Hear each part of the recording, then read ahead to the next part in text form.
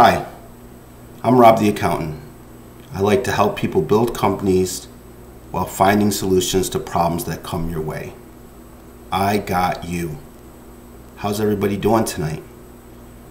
I want to talk about immigration. Immigration affects all of us. Brown, black, Caucasian, everybody. No other country in the world sustains the invasion at its border as the United States of America does. And our politicians have been talking about this since George W. Bush was in office. And his brother, who was the governor of Florida, had an interest in this because I believe he also, which there's no problem with this, had a wife of Mexican descent. So the Republicans at one period of time were trying to solve this issue. Democrats want everybody to come in the country and they think everybody should get to vote. I think if you've snuck in the country legally, you should never get to vote. Your children, all of them, there should be no voting by any of them. I don't have a problem with permanent residents, but people who violate our law to get here shouldn't be given a say in the political atmosphere of how our country is run. But I think we're all focusing on the wrong issue. We're fighting each other over an issue that we're not controlling. America is not controlling this issue. How so? Let me show you. This is a map. And we started at, I believe it was Mexicali, Baja, California. And we go all the way down to McAllen, Texas. So first, our border is 2,200 miles. Okay? To drive that for 60 miles an hour, it's gonna be 24 hours. It's a huge border. And it's a problem. And we have to figure out what we're gonna do there. Now, the next thing I did was I took McAllen and I went all the way down to the next country. See, that's the big thing we forget about this discussion. We're not talking about 30 countries being between the United States and our southern borders. We're talking about one country. One country. And so when we look at this distance, it is 1,050 miles. And you say, well, Rob, the accountant, why does that matter? Well, because this is why it matters. All these people fleeing from Guatemala, El Salvador, Honduras, Costa Rica, Nicaragua, they're not coming by boat in the Gulf of Mexico. And the Pacific is a little bit too hard to transverse on your own. You don't just put a raft on the Pacific. So all these people every night that we all see on our border flooding our country, they walk through Mexico. Mexico pushes them to us. How do you walk 1,000 miles from this country at 2 miles an hour? And nobody, in this whole country, nobody sees these people, these masses of people, or maybe they're being bussed in from here, and we can all make, it's easy to blame the criminal element here, but I mean, all of them? The criminal element is sending 1 million of them? I don't think the cartel's that rich. Okay, let's look at something else. Let's look at the economy of Mexico.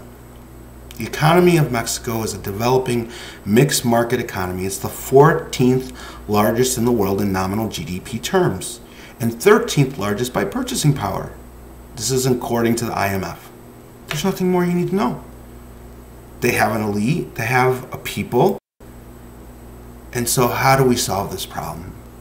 Well, I tell people all the time, thank God Dick Cheney never became president, because if you ever wanted to see Darth Vader, that would have been it, okay?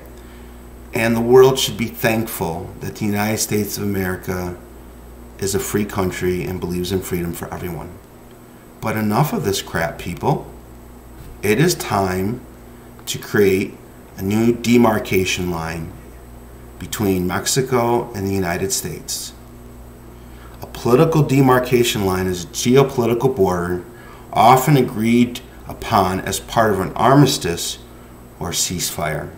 No, we don't have any war with Mexico. But it's time to go and tell them to stop letting all these people walk through the country.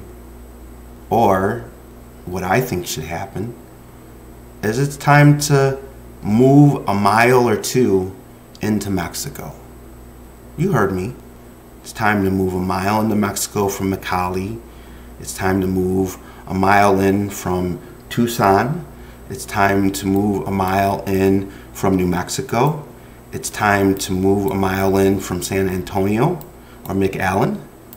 It is time to move a mile into Mexico and set up a demarcation line. If Mexico won't stop sending these people to our border, then only commercial activity should come through the country. It is not hard. We are helping with drones all over the world. We can put some drones in the air. And we can put some tanks a mile in there. We're not taking Mexico's land. I don't say we're not taking Mexico's land. But if they have the inability to protect the borders of their country, and they allow almost 1 million people to traverse their lands, think about that, people. Think about it. All of this. Think about how long it would take you and your family. You're not making this journey. It's bullshit. Let's just call it what it is. It's bullshit. Nobody is walking 1,000 miles, right? Is that what we said? That's what we said. We said 1,000 miles right there, guys. 1,050, right? Nobody. Who? And that's the shortest route. If we pull it all the way up to here, now we're at almost 2,118 miles. People, come on. Let's be real. These women and children are not walking 2,000 miles. They're just not doing it, okay? So I'm tired of it. I'm tired of hearing it. I don't even really want to hear New York or California or anyone complain about it. My state has declared themselves a sanctuary city for God knows how long, you know, and now it's touching them, and they got to find real places for people to live, and we don't have the apartments for poor people in the state. Rent is too expensive, so we don't have the ability to solve these problems any different than Texas does. Okay? So what we need to understand, America, it is time, if we can spend the money that we spent in Afghanistan, okay? 20-year war, all right? I got a few other ones for all the other presidents, but let's just focus on that one. 20-year war, all the millions and trillions of dollars that went through that. We can put up tower here, tower here, tower here, tower here, tower here, and we can take some of our special forces operations and they can man this new line. And it looks like we only have a few roads. 1, 2, 3, 4, 5, 6, 7, 8, maybe 10 roads, commercial roads coming into America. And those would be militarized, like fully, in a way that makes cars go through them very quickly. You don't have to have one checkpoint. We don't have tolls in the country anymore. We have enough cameras.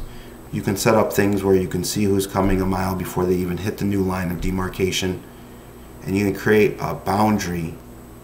And then once folks really realize from Guatemala and El Salvador and Honduras that they'll never be able to make it across that 1 mile line of demarcation because there's troops there. Mexico has 126 million people. Okay? 126, $2 trillion economy. 2.0, $2 trillion. They got money. They push their poor people and they push everybody from South America. Just think about this journey, folks. You've got no money, you've got no car, you've got no horse, donkey, or anything. And the reality is that I'm supposed to believe as a Democrat that these helpless people are coming from Colombia and they're walking, 2,000 plus miles.